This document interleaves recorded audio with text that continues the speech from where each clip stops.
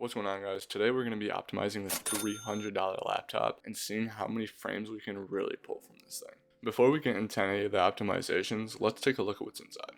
A GTX 1050 and an Intel i7 8750H. Granted, these aren't the best specs. We are only running Fortnite, so I mean, realistically, it shouldn't be that bad. So let's go into a game and test it out. Considering the specs aren't the best for PC gaming, it ran creative honestly pretty well. I'm honestly more surprised that it didn't stutter or crash at all. And we were actually running a pretty consistent frames, and most of the time it was running higher than a new gen console would. If you did use this thing in a game, the good thing about this versus a console is that you would get the benefit of lowered input delay because of the fact that it is a PC.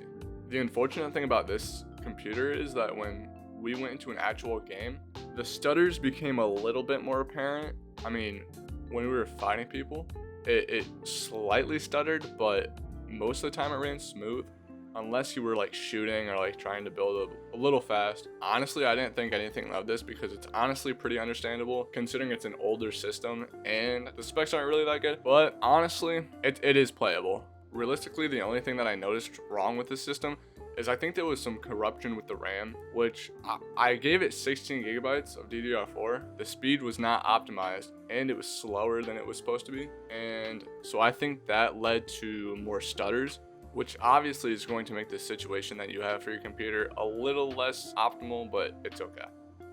I ran a few optimizations on the laptop, but once again, I think that the RAM had a big problem with the stutters, because we did get an FPS boost and I felt the input delay was a lot better, especially when I ran it with stretch res.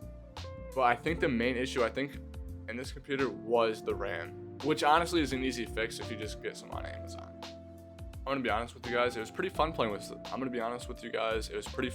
this. thing. I know that it didn't put up the best performance, but I'm still happy with how it kept up. There's a few things that you can do to make this experience better, but at the rate it is, I feel like the game is extremely playable. So thank you guys for watching, and drop a like, and if you guys want to, maybe subscribe, and peace.